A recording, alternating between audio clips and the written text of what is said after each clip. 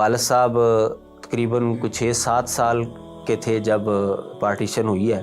میرے والد صاحب کے جو والد ہیں وہ اپنی فیملی کو چھوڑ کر دوبارہ واپس گئے اپنی بہن کی فیملی کو لینے کے لیے، لیکن ان کی بہن کی فیملی جو ہے وہ دوسرے قافلے کے ساتھ آ گئی اور خود جو ہے وہ وہاں پر پھنس گئے اور شہید ہو گئے. آپ کیا سمجھتے ہیں کہ تدریس میں، تصنیف میں یا فتاویٰ میں کس فیلڈ کو طلباء کو چننا چاہیے؟ جو بھی طالب علم پڑھتا ہے نا جی، اور اس نے حافظ عبد المنان نور پوری رحمہ اللہ سے پڑھا ہے یا نہیں پڑھا، اگر اس نے ان کو دیکھا ہے تو میرا نہیں خیال کہ وہ کسی اور کو فیورٹ استاد ہے. شیخ، آپ کے جو مناظرہ کا جو شوق ہے یہ بچپن سے ہی تھا کہ تدریس کے بعد کوئی حالات ایسے بنے کہ آپ کا اس طرف جو ہے؟ ایک وقت آیا کہ وہ مجھے ربوے تک جو ہے وہ لے کر گئے سیر کروانے کے لیے، اور وہاں تک مجھے لے کر گئے جہاں تک عام بندے کی رسائی نہیں ہو سکتی، یعنی کہ جنت تک لے کے گیا آپ کو. السلام علیکم ورحمۃ اللہ وبرکاتہ. نہت اسٹوڈیو کے پروگرام بزم علماء کی ایک نئی ایپیسوڈ میں ہوں حافظ خبیب میاں، اور آج ہمارے ساتھ جو شخصیت موجود ہیں لاہور کی ایک معروف دینی درسگاہ جامعہ محمدیہ لوکو ورکشاپ میں ایک عرصہ وہ تدریس کے فرائض سر انجام دیتے رہے ہیں. اس کے علاوہ ان کا جو خاص موضوع ہے وہ تقابل ادیان کے حوالے سے ہے، عیسائیت کے حوالے سے ان کے کافی مناظرے بھی ہیں، اور پھر ختم نبوت کے حوالے سے نہت اسٹوڈیو کے اوپر باقاعدہ ان کی ایک سیریز تقریباً 1.5 سال سے چل رہی ہے، جو کہ آپ کو نہت اسٹوڈیو کے آفیشیل چینل پر علیحدہ سے ایک تعارف مذاہب عالم کے نام کے ساتھ ایک پلے لسٹ میں آپ کو دستیاب ہوگی. السلام علیکم ورحمۃ اللہ وبرکاتہ. وعلیکم السلام. کیا حال ہے شیخ؟ ٹھیک ٹھاک ہیں؟ خیریت سے ہیں آپ؟ سب سے پہلے ہم آپ کا شکریہ ادا کرتے ہیں، آپ ایک دفعہ پھر نہت اسٹوڈیو میں تشریف لائے ہیں. تو شیخ، آج کا جو پروگرام ہے یہ جو آپ کے پہلے پروگراموں سے ذرا منفرد ہے کہ یہ آپ کی شخصیت کے تعارف کے حوالے سے، پھر آپ کی خدمات اور جو بھی آپ نے تصنیفات یا موضوعات پہ کام کیا. تو شیخ، سب سے پہلے اپنا خاندانی پس منظر، اپنا تعارف اور اپنا بیک گراؤنڈ کے بارے میں ناظرین کو آگاہ کیجیے. شکریہ خبیب بھائی، اللہ تعالیٰ آپ کو خیر و برکت سے نوازے. آپ نے مجھے موقع دیا کہ میں اپنے حالات زندگی جو ہے وہ آپ کی وساطت سے میں ناظرین تک جو ہے وہ پہنچا سکوں. میرا نام جو ہے وہ خاور رشید ہے. میرے والد صاحب کا نام عبد الرشید بٹ ہے. بٹ برادری سے ہمارا تعلق ہے، اور موجودہ دور میں جو مقبوضہ جموں ہے جی وہاں پر ہمارے آبائی گھر تھا. والد صاحب تقریباً کچھ 6-7 سال کے تھے جب پارٹیشن ہوئی ہے، تو اپنے والد صاحب کی معیت میں پورا قافلہ جو ہے وہ ادھر سیالکوٹ میں آیا مقبوضہ جموں سے 47 کے اندر. تو میرے والد صاحب کے جو والد ہیں وہ اپنی فیملی کو چھوڑ کر دوبارہ واپس گئے اپنی بہن کی فیملی کو لینے کے لیے، لیکن ان کی بہن کی فیملی جو ہے وہ دوسرے قافلے کے ساتھ آ گئی اور خود جو ہے وہ وہاں پر پھنس گئے اور شہید ہو گئے. تو میرے والد صاحب تقریباً 6-7 سال کی عمر میں یتیم ہو گئے تھے. ادھر آئے اور وہاں پر کافی ہمارے بڑے یہ بتاتے ہیں کہ کافی بڑی حویلی تھی، یعنی اچھے کھاتے پیتے گھرانے سے جو ہے وہ ہمارا تعلق تھا. لیکن ظاہر ہے ادھر ہر چیز جو ہے وہ ادھر ہی رہ گئی. جو بھی ادھر سے آیا تھا اس کا نظریہ یہی تھا کہ ہم کچھ دن رہیں گے پھر واپس چلے جائیں گے. ہماری نانی ہمیں بتایا کرتی تھی کہ یہ ہمیں سوچ تھی، لیکن ہمیں تو نہیں پتا تھا کہ ہم نے ہمیشہ کے لیے ادھر ہی رہ جانا ہے. تو بس پھر سارا کچھ جو ہے وہ ادھر ہی رہ گیا، اور جو پھر حالات ہوتے ہیں اس طرح کے خاندان کے، اسی طرح پھر انہوں نے کوئی کام کاج سیکھا اور زندگی گزاری، اور پھر شادی ہوئی اور گجرانوالا میں جو ہے وہ شفٹ ہو گئے. تو وہاں پر جو ہے وہ میری پیدائش ہوئی 1977 یا 78 میں. گجرانوالا میں کس جگہ پہ شفٹ ہوا ہے؟ گجرانوالا یہ جی ٹی روڈ کے اوپر جامعہ عربیہ ہے، سپر ایشیا کے ساتھ ہی جامعہ عربیہ ہے، اس کی بیک سائڈ پہ محلہ مختار کالونی ہے، وہاں پر ہماری رہائش. وہ آپ کا آبائی علاقہ؟ ہاں جی، اب میری پیدائش وہاں کی ہے. تو شیخ، پھر آپ نے بنیادی تعلیم کا آغاز کہاں سے کیا؟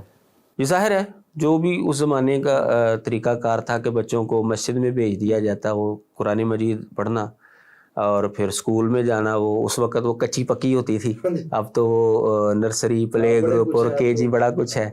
گورنمنٹ اسکول ہوا کرتے تھے، وہ دوسرے علاقے میں تھا تھیڑی سانسی میں، تو وہاں پر روزانہ جانا اپنے بڑے بھائیوں کے ساتھ اور واپس آنا.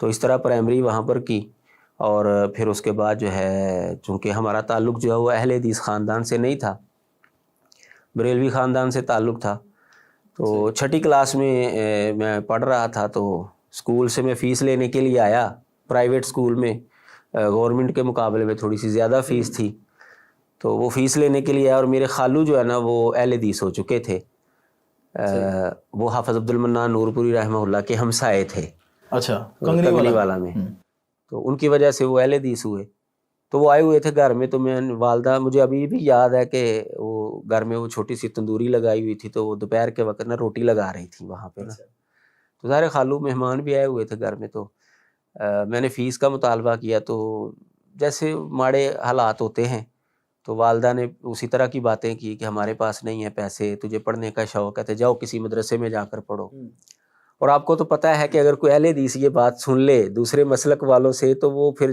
جان نہیں چھوڑتا۔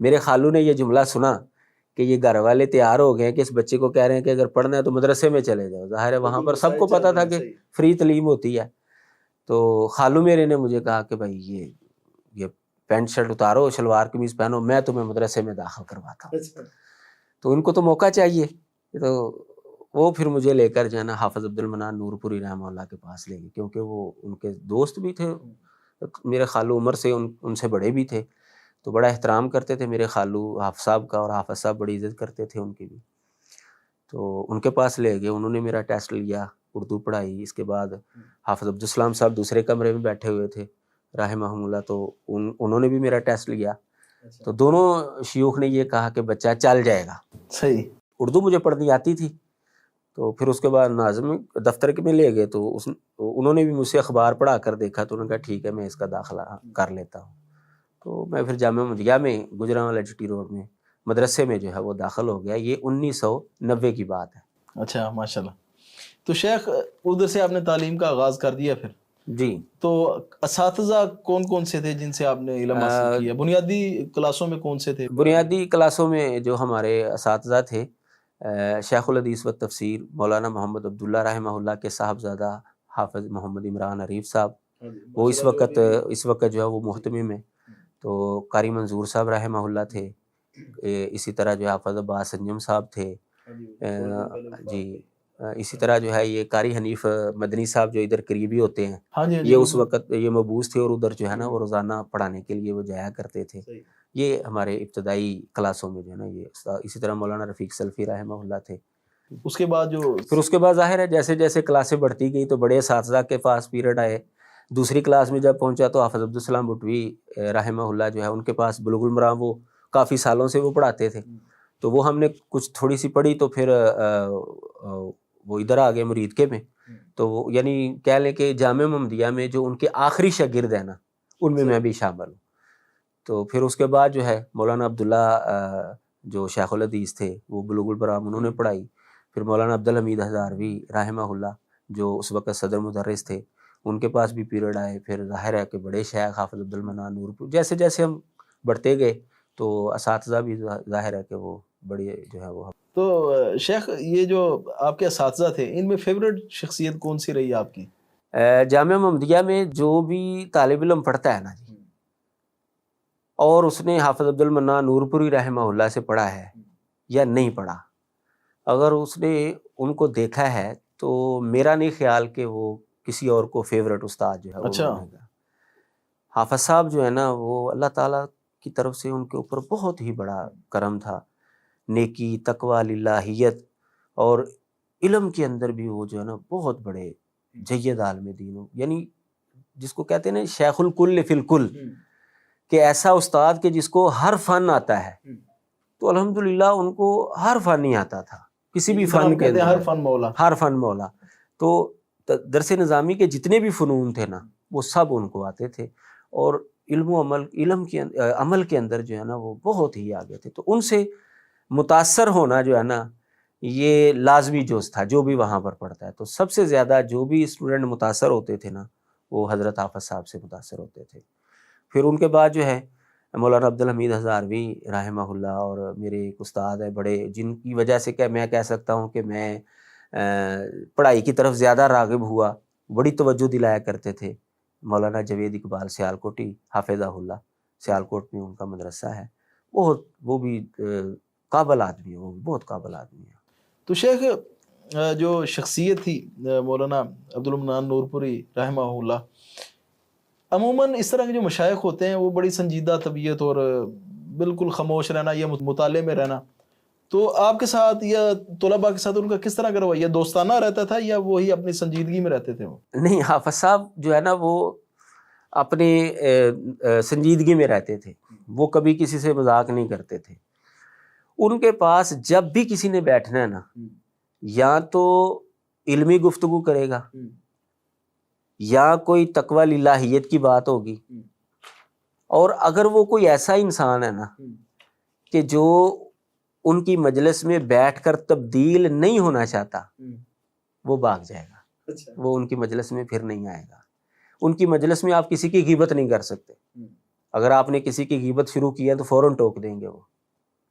میں آپ کو ایک بات بتاتا ہوں کہ ایک اشتہار تھا, اس پر ایک عالم دین کا نام لکھا ہوا تھا, تو وہ درس دے کر باہر نکلے, تو جو ان کے ساتھ تھے ہمارے دوست, انہوں نے مجھے یہ واقعہ بتایا کہ وہ بندہ جو ہے نا کہنے لگا, دیکھے جی اتنا بڑا نام لکھا ہوا ہے ان کا, انہوں نے کھ بھی نہیں آتا.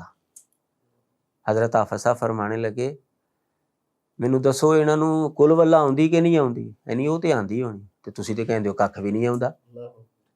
یعنی وہ ان کی مجلس میں بیٹھ کر آپ کسی کی غیبت نہیں کر سکتے. آپ ان سے سوالات کریں گے, علمی گفتگو کریں گے, جو بھی آتا ہے ان کے پاس وہ علمی گفتگو کے لیے آتا ہے, مسئلے کا حل لینے کے لیے آتا ہے ان کے پاس. طالب علمی کے دور میں تو آپ کی کس طرح کی طبیعت تھی؟ کئی بچے شرارتی ہوتے ہیں, کئی بچے بس کتابی بنے ہوتے ہیں, ٹائم پڑھتے رہنا.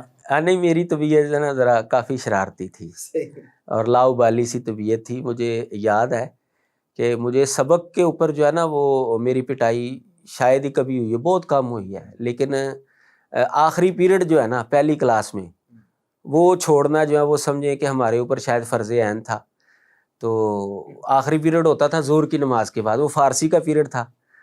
تو میں اور میرا کزن, وہ جو خالو میں نے بتایا محمد صادق, ان کا بیٹا بھی, پھر وہ میرا بھی تقریباً ہم عمر تھا, انہوں نے ان کو بھی داخل کروا دیا نا, تو ہم دونوں بھاگ جایا کرتے تھے.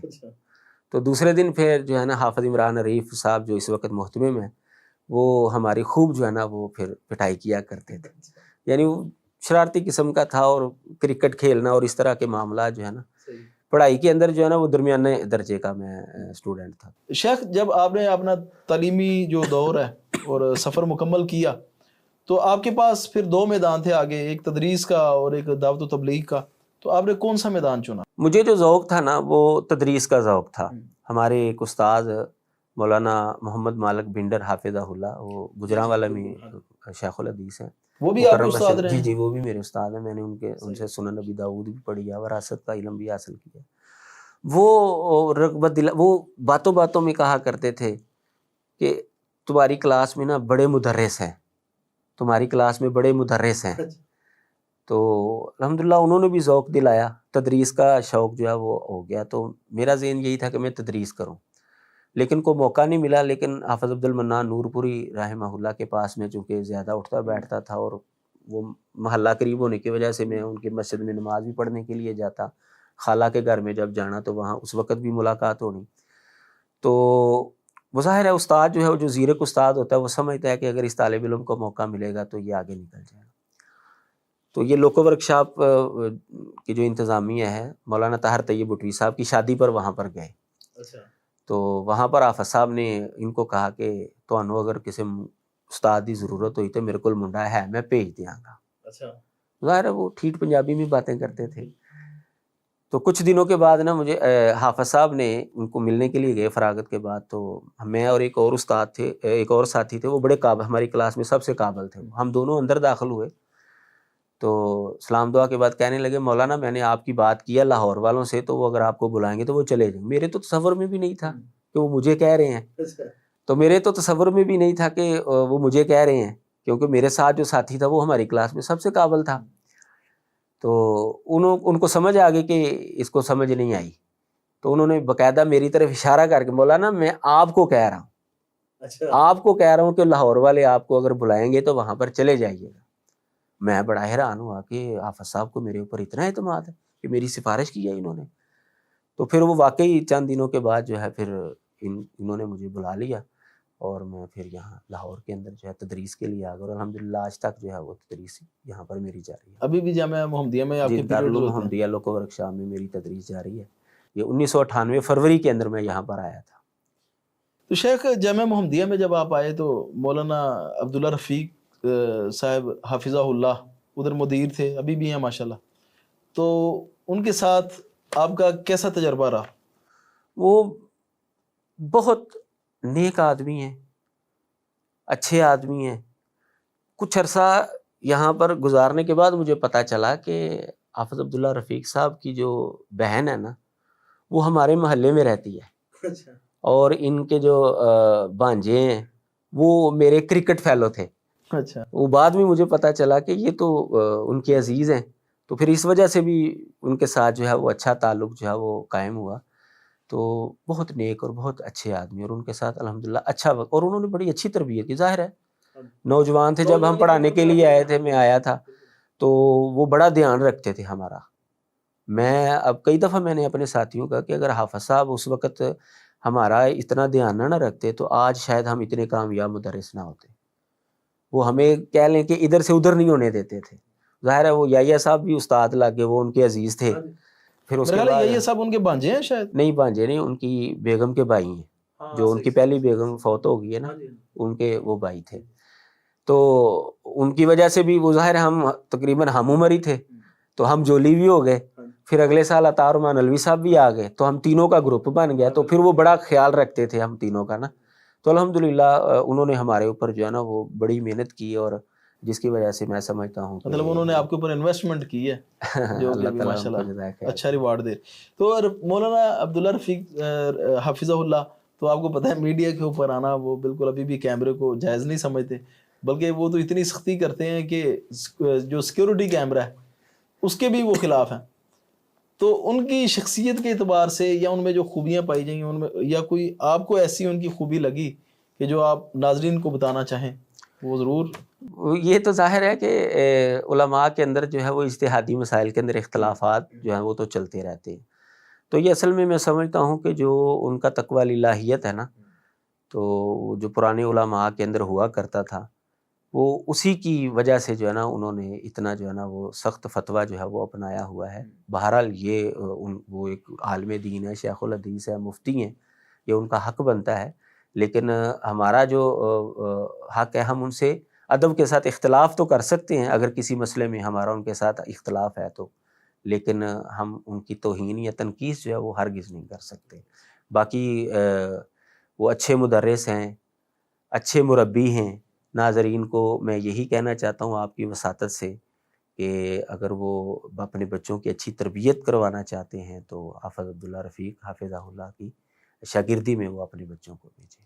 ان کو تو ایک تربیت کا بہت زبردست انداز تھا، پھر بڑی گہری نظر. جی جی. اور میں نے دیکھا، میں خود سن 2000 میں یا 2001 میں وہ ادھر قاری صاحب ہوتے تھے ان کے پاس میں پڑھتا رہا ہوں. قاری حق جو ربانی رحمہ اللہ بھی وہ شہید ہو چکے ہیں، اللہ ان کو غریق رحمت کرے. مطلب جو ان سے میں نے جو پختہ حفظ ان سے ہوا ہے میرا، وہ کسی استاد سے نہیں ہو سکا تھا. تو میں ان دنوں پڑھتا تھا، میں تو خیر چھوٹا تھا، تو میں نے دیکھا کہ مولانا عبداللہ رفیق حافظہ اللہ بڑے بڑے جو اسٹوڈنٹس ہوتے تھے ان کو ڈنڈ پوزیشن کرواتے تھے. اور میں نے کئی دفعہ دیکھا، ایک ہمارے عزیز سے تو عبداللہ ان کا نام تھا، تو وہ ایک جماعت کے عہدیدار تھے اور وہ ادھر کلاس پڑھنے آتے تھے. جی جی بالکل ایسے ہی ہے. ایک دن میں نے دیکھا کہ ان کی ماشاءاللہ بڑی بڑی داڑھی تھی تو ان کو ڈنڈ پوزیشن کروایا ہوا.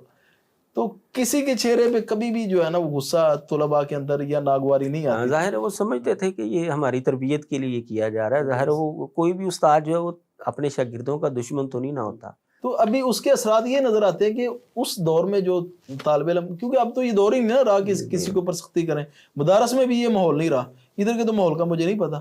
جی ادھر بھی اب سختی بہت کم ہو چکی ہے اور ایک دو کیس بھی سامنے آئے ہیں، وہ میڈیا وغیرہ کی وجہ سے جو ہے نا کوشش کی گئی ہے کہ میڈیا پر جائیں، تو پھر اس کی وجہ سے بھی ہمیں جو ہے نا وہ کافی ساتھیوں کو کنٹرول کرنا پڑتا ہے کہ یار ذرا ہاتھ ظاہر ایک پالیسی اب آ چکی ہے، اب کیا کریں.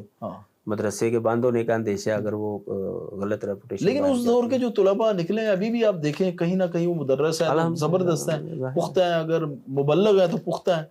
कई मिसालें मिलती हैं। मकसद कहने का कि हमारे तो इलाके का था वो इदारा, तो हमें तो बहुत ज्यादा शख्सियात नजर आती हैं। जमाने के जो स्टूडेंट हैं उनमें मौलाना याह्या आरफी साहब हैं, हाफिज अताउर रहमान अलवी साहब हैं, अतीकुर रहमान अलवी साहब हैं, कारी तारक जवेद आरफी साहब हैं, और कई आपको ऐसे बल्कि कई उलमाए कराम खुद आलमी दीन बन के तो वो बकायदा फिर भी वो उधर क्लास लेने जाया करते थे। जी बिल्कुल, इजाज के तौर पे जैसे कारी अब्दुल्ला हदी साहब हैं, ये हमारे दौर में शायद के बल्कि शायद उसके बाद और कई उलमाए वो जाते होते थे इजाजी तौर पे बुखारी की क्लास में बैठना। अच्छा शेख, आप इल्मी सफ़र तय किया, उसके बाद तदरीस में आए, फिर आपने बच्चों को पढ़ाना शुरू किया। आप क्या समझते हैं कि तदरीस में, तसनीफ़ में या फतावा में या फिर आगे जो फील्ड है वो तो खैर अभी दौर ही ख़त्म हो गया, मुनाजरे की फील्ड थी एक, तो किस फील्ड को तुलबा को चुनना चाहिए या चुनाव करते हुए किन चीज़ों का ख्याल करना चाहिए? इसके लिए जो मैं बात समझा हूँ ना, जो आज तक जो मैंने तालीमी सफ़र तय किया है उसके मुताबिक मुझे जो बात समझ है, और मैंने कई दफ़ा तलबा को भी ये बात समझाई है कि दीन का काम करना जो है ना ये हमारी ज़िम्मेदारी है। जब हम पहले दिन मदरसे में दाखिल होते हैं तो हमारा मुस्तकबिल तय हो जाता है कि हमने दीन की खिदमत करनी है। अब दीन की खिदमत करने के लिए कोई एक दो पहलू नहीं है, सही। दीन की खिदमत जो है ना वो हर पहलू के अंदर हमें ज़रूरत है उसकी। तो मैं तालिब इल्मों को ये कहता हूँ कि बजाय इसके कि तुम असातिज़ा के कहने की वजह से किसी फील्ड के अंदर आओ, तुम देखो कि तुम किस फील्ड को पसंद करते हो, क्योंकि हर फील्ड के अंदर हमें बंदा चाहिए। तकरीर की फील्ड के अंदर भी चाहिए, तसनीफ़ की फील्ड के अंदर भी चाहिए, तदरीस की फील्ड के अंदर भी चाहिए। तालिब इल्म का ज़हन जिस तरफ ज़्यादा राग़िब है ना, मैं उनको कहता हूँ कि आप उस तरफ ज़्यादा मेहनत करें। जब इंटरेस्ट भी उसमें जो उसकी चाहत है। फिर मैंने उसका एक फार्मूला भी जो है ना सोचा हुआ है कि कैसे पता चलता है किस तालिब इल्म का रुझान किस फील्ड की तरफ है। मैंने उनको ये बताया है था अपने स्टूडेंटों को कि आप ये देखें कि जब आपके जहन के ऊपर कोई जिम्मेदारी नहीं है, आप फारग है बैठे, उस वक्त आप क्या कर रहे हैं, जो काम उस वक्त आप कर रहे हैं, अगर आप लिख रहे हैं तो इसका मतलब यह है कि आपको लिखने का शौक है। अगर आप किताब पढ़ रहे हैं फिर इसका मतलब है कि आपको पढ़ने का शौक है। लेकिन फिर आप पढ़ क्या रहे हैं, तकाबुल ध्यान का पढ़ रहे हैं, हदीस की शरह पढ़ रहे हैं, कुरान मजीद की तफसीर पढ़ रहे हैं, इसका मतलब है सब कैटेगरीज हैं, वो आगे मुख्तलिफ दराजात हैं उसके। और अगर आप जो है वो कोई सवाल का जवाब सोच रहे हैं, इसका मतलब है कि आपका जहन मुनाजराना है। तो हमें हर फील्ड के अंदर जो है वो बनना चाहिए। तो बजाय इसके कि हम बच्चों को कहें कि आप ये फील्ड पसंद करें, असातिज़ा को चाहिए कि वो बच्चों को देखें कि वो किस फील्ड के अंदर चल सकता है, यानी उसकी रग़बत किसके अंदर है, तो उसकी तरफ रग़बत दिलाएं। ये नहीं कि ज़बरदस्ती जो उनको कहें कि आप, मसलन हमारे पास कई स्टूडेंट ऐसे आए हैं, उन्होंने हमें, जब हम उनसे सीगा पूछते हैं, आपको पता है कि दरस निज़ामी के अंदर सीगा पूछा, इराब पूछा जाता है, तो उन्होंने हमें पहले दिन ये कहा, उस्ताद जी हमने ख़तीब बनना है, हमें ये चीज़ें नहीं आती। अच्छा, हमने फिर उनके साथ उसी तरह का रवैया, हमें पता है कि ये कोई खामी नहीं है, ये बिल्कुल इसकी भी ज़रूरत है, अच्छी बात है, उन्होंने पहले बता दिया। इस वजह से फिर हमें उनके साथ जो है ना वो ज़रा नरमी का बर्ताव करना पड़ता कि यार इसका ये ज़ौक है ही नहीं, कहता है मैंने ये मेहनत करनी ही नहीं। ठीक है, वो भी एक फील्ड है, तो हमें फिर जो है ना इस एतबार से चलना पड़ता है। तो जो जिसका ज़ौक है ना उसको चाहिए उसके अंदर मेहनत करे। दूसरे जो फील्डों के काम है ना वो कुछ ना कुछ उसको आ जाएंगे। सही, ठीक है। एक फील्ड के अंदर महारत हासिल कर ले जो जो उसका ज़ौक है, बाकी जो फील्ड है ना उसके अंदर उसको कुछ ना कुछ महारत जो है वो हो जाएगी, लेकिन वो महारत उसको असल में एक फन के अंदर होनी चाहिए जो उसका ज़ौक है। शेख, आपका क्या ख्याल है कि पहले, मैं समझता हूँ, मेरा जो तज्ज़िया है या जो मैंने देखा मदारस में, कि पहले जो असातिज़ा होते थे ना उनका एक बड़ा गहरा ताल्लुक़ होता था तालिब इल्म के साथ। उसके बाद उसकी ज़ाती ज़िंदगी के हालात भी उनके ऊपर बिल्कुल ऐसे नज़र आ रहे होते थे, उसके मसाइल उनको सब पता होते थे। तो फिर वो उसके ऊपर जो है ना वो कुछ ना कुछ तालीम के अलावा भी कई चीज़ें उसके ऊपर जो है वो इन्वेस्ट कर रहे होते थे, मतलब समझा रहे होते थे, गाइड कर रहे होते थे। अभी ये ताल्लुक़ जो है ना वो कमज़ोर पड़ता नज़र आ रहा है, इसकी क्या वजूहात है? یہ تو بات آپ کی ٹھیک ہے کہ یہ کمزور نظر آ رہا ہے، لیکن بہرحال کچھ نہ کچھ جو ہے وہ اساتذہ جو ہیں وہ رغبت دلاتے رہتے ہیں بچوں کو، جس کی بات سامنے آتی ہے یا جس طرح کا بھی معاملہ ہوتا ہے تو یہ تو ٹھیک ہے، لیکن اس کی جو بنیادی وجہ جو ہمیں سمجھ میں آ رہی ہے نا وہ یہ ہے کہ اساتذہ نے ایک اپنی فیلڈ جو ہے وہ چن لی ہے کہ ہم نے آنا ہے، پڑھانا ہے اور ہم فارغ ہیں۔ طالب علم جو ہے نا انہوں نے اپنا ٹائم جو ہے وہ مخصوص کر لیا کہ ہم نے صرف اساتذہ سے پڑھنا ہے، اس کے بعد ہم نے استاد سے رابطہ نہیں کرنا۔ پہلے جو علماء تھے ان میں سے اکثر اساتذہ جو ہیں وہ مدرسے کے اندر رہائش پذیر ہوتے تھے، اور طالب علم بھی زیادہ تر مدارس کے اندر ہی، بہت کم طالب علم ہوتے تھے جو شہروں سے آ کر روزانہ کی بنیاد پر آتے اور پڑھ کر چلے جاتے، زیادہ تر پہلے طالب علم مدرسے کے رہائشی ہوتے تھے۔ تو اس کی وجہ سے کہہ لیں کہ 24 گھنٹے کا تعلق ہوتا تھا، ہر نماز کے اندر ملاقات ہونی، اس کی وجہ سے ان کا آپس میں تعلق جو ہے وہ زیادہ ہوتا تھا۔ تو لیکن جیسے ہی اساتذہ جو ہیں وہ مدرسے سے باہر رہائشیں لے گئے، ظاہر ہے کچھ ضرورت پڑ جاتی ہے کسی کو، یا پھر اب مدارس بھی پہلے کی طرح وسیع نہیں رہے۔ جی تو طالب علم جو ہیں وہ بھی بس پڑھنے کی حد تک ہی اپنے آپ کو مخصوص کرتے ہیں، اور پھر اس کے بعد انہوں نے اپنی مصروفیات جو ہیں انہوں نے طے کی ہوتی ہیں، تو اس وجہ سے جو ہے نا وہ کافی جو ہے وہ فرق آ چکا ہے۔ پھر یہ بھی جو ایک ٹرینڈ آیا وہ ٹیوشن، طالب علم ٹیوشن، چار ٹیوشن، اسی طرف میں اشارہ کر رہا پہلے تو اس طرح کا نہیں نا ہوتا تھا، تھا، بلکہ پہلے بڑی سختی ٹیوشنوں کا ہوتی تھی۔ سسٹم نہیں ہوتا تھا۔ شیخ آپ کے جو مناظرہ کا جو شوق ہے یہ بچپن سے ہی تھا کہ تدریس کے بعد کوئی حالات ایسے بنے کہ آپ کا اس طرف جو ہے نا، کیونکہ یہی عارفی صاحب سے آپ کی رفاقت رہی ہے کافی زیادہ، تو یہ شوق ان سے آپ میں آیا یا علیحدہ سے کوئی آپ کا ذوق رہا ہے اس حوالے سے؟ نہیں، اصل میں نا مجھے بچپن سے نا بڑے لوگوں کی باتیں سننے کا شوق تھا، یعنی جو خاندان کے بڑے ہیں ان کی باتیں سننا، پرانی باتیں سننا۔ تو پھر دور طالب علمی کے اندر نا مجھے پتہ چلا کہ ہمارے خاندان کے اندر نا ایک ہمارا عزیز ہے وہ قادیانی ہو گیا۔ اچھا۔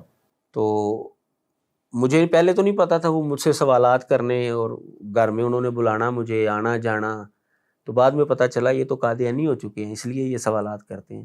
تو ان کی بھرپور کوشش تھی کہ مجھے جو ہے نا وہ قادیانی کر لیں۔ تو یہ دوران طالب علمی کی بات ہے، دینی تعلیم جب حاصل کر رہے تھے، یہ 1994-95 کی جو ہے نا، یہ وہاں سے یہ میری فیلڈ شروع ہو جاتی ہے۔ تو وہ لاہور کے تھے، ادھر آنا، اور پھر وہ بلکہ ایک وقت آیا کہ وہ مجھے ربوے تک جو ہے وہ لے کر گئے سیر کروانے کے لیے، اور وہاں تک مجھے لے کر گئے جہاں تک عام بندے کی رسائی نہیں ہو سکتی، یعنی کہ جنت تک لے کے گئے۔ بہشتی مقبرہ بھی انہوں نے مجھے دکھایا، اور جو خاص خلافت لائبریری ہے نا وہاں پر تو نہیں کسی کو جانے دیتے نا، تو مجھے وہاں تک بھی لے کر گئے۔ تو کافی جو ہے پھر اس کی وجہ سے جو ہے نا مجھے ذوق پڑ گیا یہ قادیانیوں کے حوالے سے پڑھنے کا اور تقابل کا۔ پھر وہ جب پڑھتا تھا تو بائبل جو ہے وہ اس کا بھی حوالہ آتا تھا۔ تو یہاں پر جب تدریس کے لیے آیا تو ایک اسٹوڈنٹ جو ہے وہ عیسائیت سے اسلام کو قبول کر کے وہ ادھر آیا ہوا تھا، تو پھر اس کے ساتھ ذرا اسلام دعا ہو گئی۔ پھر یہاں قریبی کو دفتر ہے، وہاں پر ایک مسیحی اور ایک مسلمان کی آپس میں گفتگو ہونا شروع ہو گئی۔ تو ان کو جی آپ اپنا عالم لے، ہم اپنا عالم لے آتے ہیں، تو گفتگو کروا لیتے ہیں۔ تو ہمارے شاگردی ہیں جو ادھر پڑھا رہے ہیں لوکو ورکشاپ میں، قاری صفدر صاحب، تو وہ ان کے واقف تھے، تو انہوں نے ان سے بات کی، تو چونکہ وہ بھی اس وقت پڑھ رہے تھے۔ یہ کس سن کی بات؟ یہ تقریباً 2003 یا 4 کی بات ہے، 20 سال پہلے۔ جی۔ تو پھر وہ انہوں نے جو ہے نا بتایا کہ ہمارے استاد ہیں تو وہ اس طرح کی باتیں کرتے رہتے ہیں، تو ان سے آپ بات کروا لیں۔ وہ مجھے پھر لے کر گئے، اور وہ جو پادری وہاں سے آئے، پھر ہماری وہ بیٹھک ہونا شروع ہو گئی۔ اس طرح جو ہے نا میرا پھر بائبل کے حوالے سے بھی جو ہے نا وہ مطالعہ وسیع ہونا شروع ہو گیا۔ اور پھر ایک وقت آیا کہ مناظرہ، باقاعدہ جو ہے مناظرہ عیسائیوں کے ساتھ ہونا شروع ہو گیا میرا۔ اس کے ساتھ ساتھ آپ کافی زیادہ مناظروں میں بطور معاون کے طور پہ بھی جاتے رہے ہیں، تو کوئی یادگار مناظرہ جو آپ کی زندگی کا؟ اچھا، کچھ تو مناظرے وہ ہیں، تقریباً ہمارا ہر مناظرہ جو ہے نا وہ یادگار ہے الحمدللہ۔ وہ یعنی کافی ہم نے جو ہے نا وہ متحرک زندگی گزاری ہے جب ہم مناظرے کیا کر، خاص طور پر مولانا یحییٰ عارفی صاحب جب مسلکی مناظرے کیا کرتے تھے نا، تو پھر تو بہت ہی جذباتی پن تھا ہمارے اندر نا، اور ان کے اندر تو ان کا پھر ایک انداز بھی تھا بھی ویسے ہی ہے۔ تو ان کے ساتھ جتنے بھی مناظرے ہم گئے ہیں نا بطور معاون، تو وہ تو تقریباً سارے ہی یادگار ہیں۔ جو میرے ذاتی مناظرے ہیں ان میں جو یادگار مناظرے ہیں نا، کچھ تو وہ ہیں جو ریکارڈ پہ نہیں آئے، نجی مجلسیں ہوئیں، ایک خاتون قادیانی تھی، تو میں تھا، یحییٰ صاحب تھے، حافظ اطہر رحمٰن الوی صاحب تھے، مبشر صاحب کے واسطے سے ہم وہاں پر پہنچے آوان ٹاؤن میں. تو الحمدللہ 4 گھنٹے اس کے ساتھ ہم نے مناظرہ کیا، اور بھی پھر وہ موقع پر ہی مسلمان ہو گیا الحمدللہ. اس کی بہن جو ہے وہ بھی اس کے ساتھ تھی، وہ تو ابھی جا رہی تھی ادھر، وہ تو الحمدللہ 15-20 منٹ کے اندر ہی اس نے تو توبہ کر لی. وہ تو قائل ہو، کیونکہ ابھی وہ قادیانی نہیں تھی، وہ چونکہ ہو چکی تھی، تو اس کو قائل کرنے کے اوپر تقریباً ہمیں جو ہے نا وہ تقریباً 4 گھنٹے جو ہیں وہ لگے. لیکن الحمدللہ وہ اسی موقع پر اس نے اسلام قبول کیا، اور اس کا دماد ہمیں لے کر گیا تھا، اس نے فوراً جو ہے مٹھائی جو ہے وہ ہمیں کھلائی، مٹھائی لے کر آیا وہ باہر سے. ایک یادگار ہے. اور مسیحیوں کے ساتھ جو مناظرہ ہوا وہ تو ریکارڈ پر موجود ہے.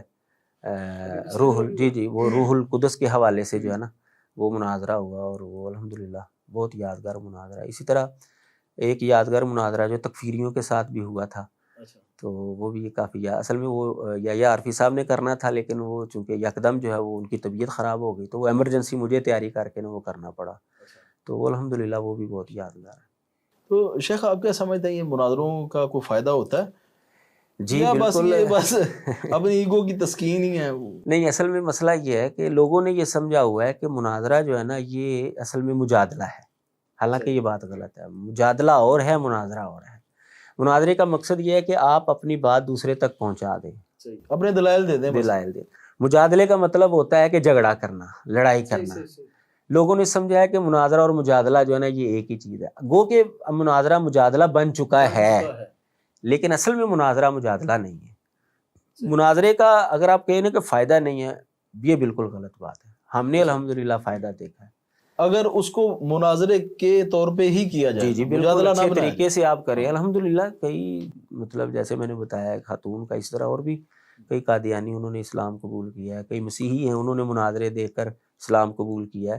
لیکن مناظرے کا فائدہ جو ہے نا وہ آپ یہ کہیں نا کہ وقتی طور پر اسی وقت کوئی بندہ جو ہے وہ تبدیل ہو جائے، یہ بہت کم ہے، بہت کم ہے. اس کا فائدہ بعد میں نظر آتا ہے کہ آپ نے دلائل دے دیے، اس کے دلائل سن لیے، اب لوگ جو ہے نا اس مناظرے کو دیکھیں گے یا سنیں گے.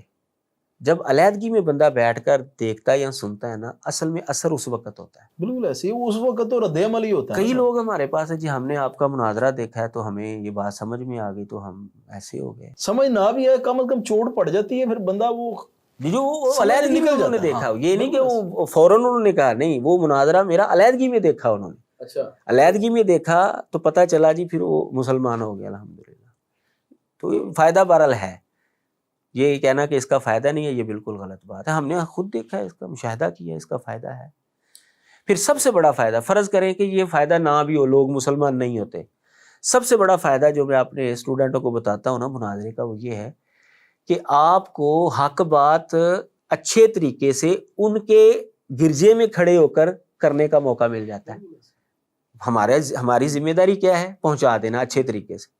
تو اس سے اچھا طریقہ کیا ہے کہ آپ ان کے گرجے میں کھڑے ہیں اور آپ اسلام کا پیغام ان کو سنا رہے ہیں، عبادت گاہ میں کھڑے ہیں تو ان کو اسلام کا پیغام سنا رہے ہیں، یا ان کے بندے آپ کے سامنے بالکل بیٹھے ہوئے ہیں.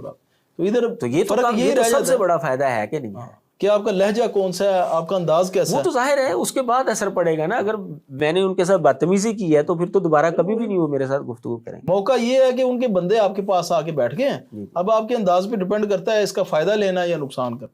اسی طرح جو ہے نا بعض قادیانی جو ہے نا وہ گفتگو کرنے کے بعد اس بات کا اقرار کرتے ہیں کہ جی ہم نے پہلی دفعہ دیکھا ہے کہ ہمیں غصہ آ گیا ہے اور مسلمان کو غصہ نہیں آیا. اچھا، وہ عموماً یہی شو کرتے ہیں نا کہ جی ہمارے ساتھ کوئی بھی گفتگو کرنے کے لیے تو وہ بدتمیزی پر اتر آتا ہے.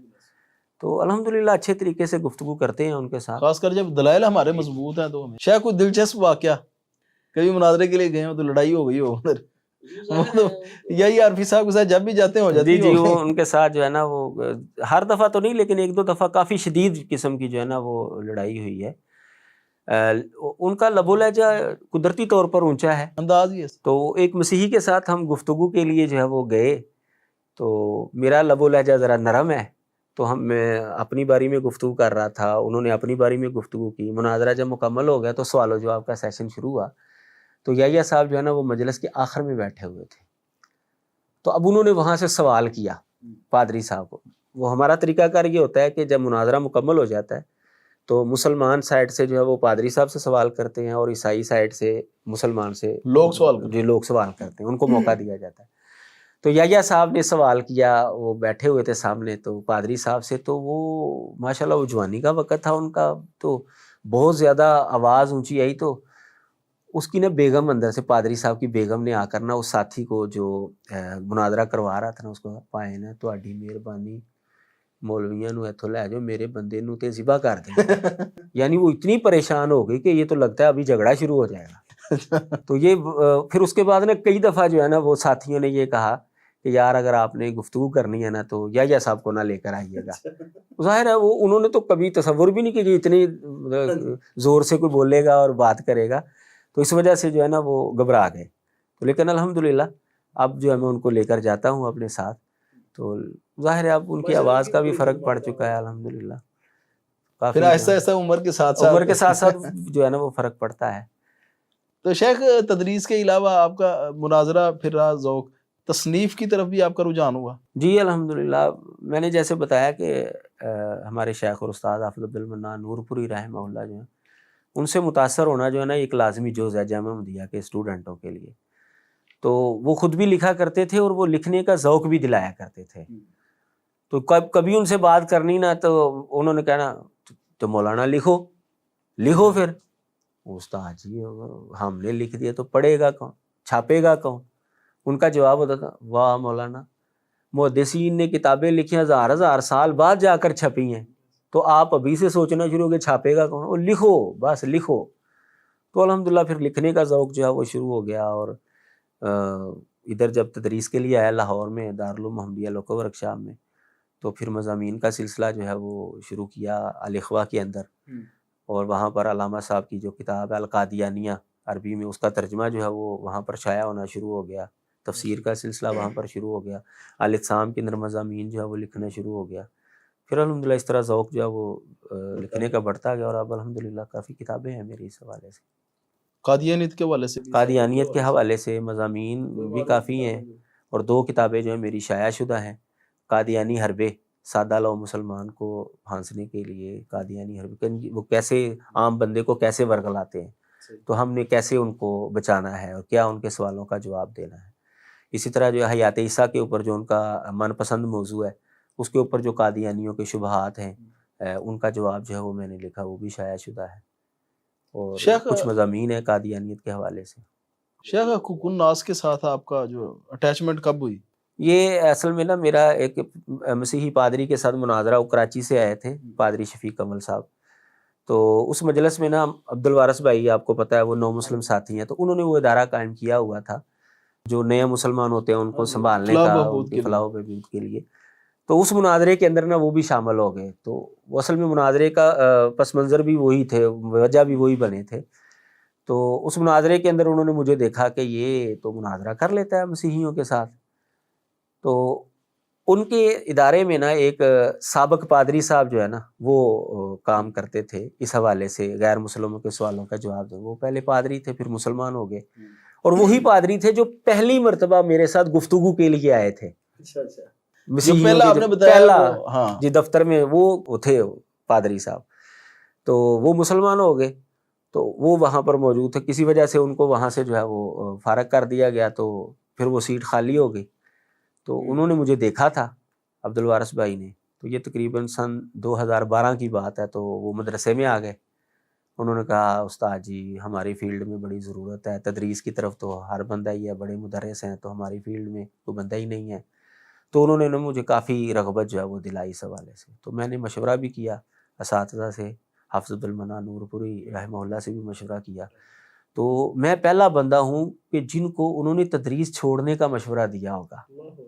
میں نے جب ان کے سامنے صورتحال بتائی نا, رکھی نا کہ یہ غیر مسلموں میں ہم نے کام کرنا ہے, یہ کرنا ہے, تو انہوں نے کہا کہ کام تو یہ بہت اچھا. میں نے کہا مجھے تدریس چھوڑنی پڑے گی اس حوالے سے. تو انہوں نے کہا کام تو یہ بہت اچھا ہے. یعنی میں سمجھتا ہوں کہ شاید میں پہلا بندہ ہوگا جن کو انہوں نے تدریس چھوڑنے کا مشورہ دیا ہوگا. لیکن وہ الحمدللہ سیٹنگ ایسی ہوگی کہ مجھے تدریس بھی جاری رکھنی, ساتھ ساتھ چلتی رہی, اور وہاں پر جو ہے وہ کام کرنے کا بھی موقع مل گیا. تو الحمدللہ پھر اس طرح ظاہر ہے وہاں پر بیٹھنا, غیر مسلم آنے ان کے سوالوں کا جواب دینا، کوئی اعتراض آ گیا وہ لکھنا، تو الحمدللہ کئی کتابیں انہوں نے اب شائع کر دی ہیں اس حوالے سے۔ جو 11 سال کی رفاقت رہی جو حقوق الناس کے ساتھ، ایک ایسا ادارہ جو نو مسلمین کے لیے ایک گھر کی حیثیت حاصل ہے ان کو، تو کیسا آپ کا تجربہ رہا، یا آپ کو کتنا افیکٹو سمجھتے ہیں اس اداروں کو؟ تجربہ جو ہے نا یہ بہت اچھا رہا اس اعتبار سے کہ مجھے یہ بات سمجھ میں آ گئی کہ ہم نے غیر مسلموں کے ساتھ گفتگو کیسے کرنی ہے، اسلوب سمجھ میں آ گیا ہے کہ یہ جو ہمارا طریقہ ہوتا تھا نا کہ پکڑ لو جانے نہ پائے، تو یہ طریقہ کار نہیں چلتا۔ اور پھر اس فیلڈ کے اندر کام کرنے والے شاید ہی کوئی بندہ ہے، یعنی کہ بہت زیادہ گیپ ہے، بہت زیادہ گیپ ہے۔